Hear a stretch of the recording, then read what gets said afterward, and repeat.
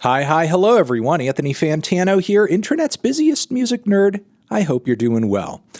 Okay, well, in this video, I want to talk about Spotify and the fact that I have canceled Spotify. In fact, my subscription will end 2/3/22 in a few days. I had this account as a backup and also to use for New Music Friday streams. I'm no longer using it, mostly because of all of the bullshit that unfolded over this past weekend in regards to Neil Young, which you guys may have caught. He has asked for the removal of his music from the platform.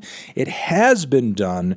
He has stated publicly in a letter released on his website that he is unhappy with the misinformation being spread on the Spotify platform by the Joe Rogan podcast in regards to the coronavirus pandemic, the vaccines. Joni Mitchell has followed suit in support of Neil, asking for the removal of her music from the platform as well. I was looking at these news stories and I was thinking about how it was likely that I was going to have to talk about this on this channel. It's really the biggest music news story to bubble up over this past weekend.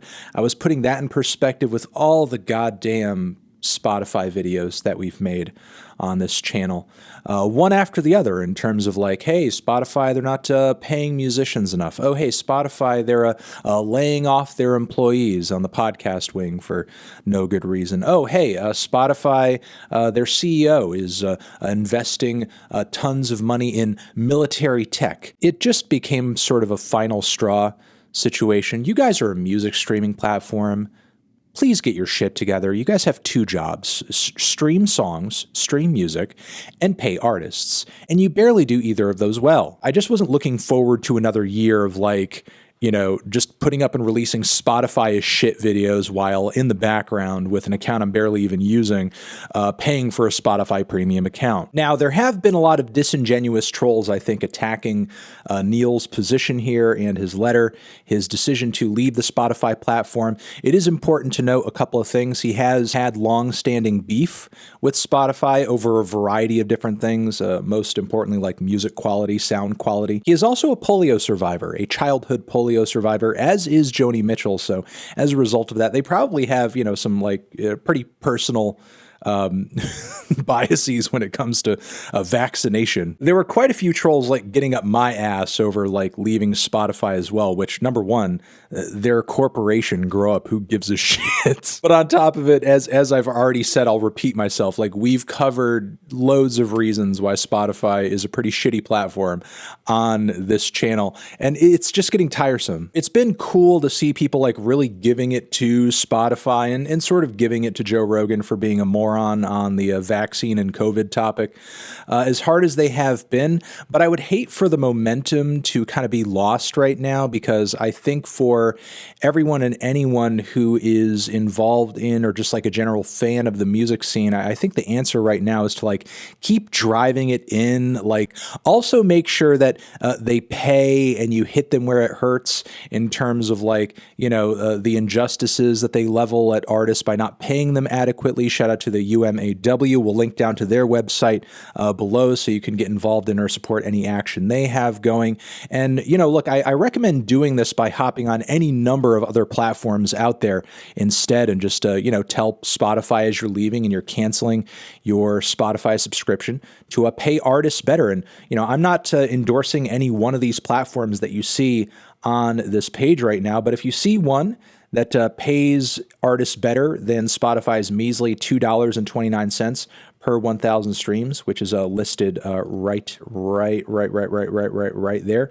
If you see one that catches your eye, that pays artists a lot better, hop onto one of those. I'm not telling you any one of these platforms is like an angel while Spotify is the devil. I'm not interested on social media or in the comments in this dumb bullshit myopic debate about, oh, well, you know, one corporation, ethical consumption, blah, blah, blah, blah, blah. I'm interested in results, in action, in a goal.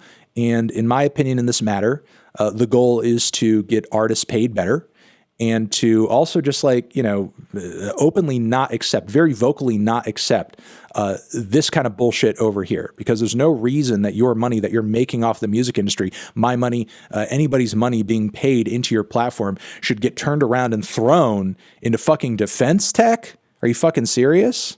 Like, put that shit back into the artists' pockets who make you rich every fucking year. Do that instead. Spotify is the leader in this realm. If Spotify does actually start paying artists a competitive rate, it most likely will cause these other platforms to do better as well. Spotify has re-released and restated their platform rules in regards to COVID-19 misinformation, and say that they are now attempting to, when it comes to podcast episodes or topics that touch down on the pandemic COVID vaccines, to lead people to some kind of link or warning or sidebar where they can get facts-driven information. But frankly, I think it's a pretty bad sign that the opening paragraph here portrays this as if it's just any given issue you might have two opposing sides on, like how much creamer should you put in your coffee, or is it better for society to have a flat or a marginal tax rate? Neither topic, mind you, is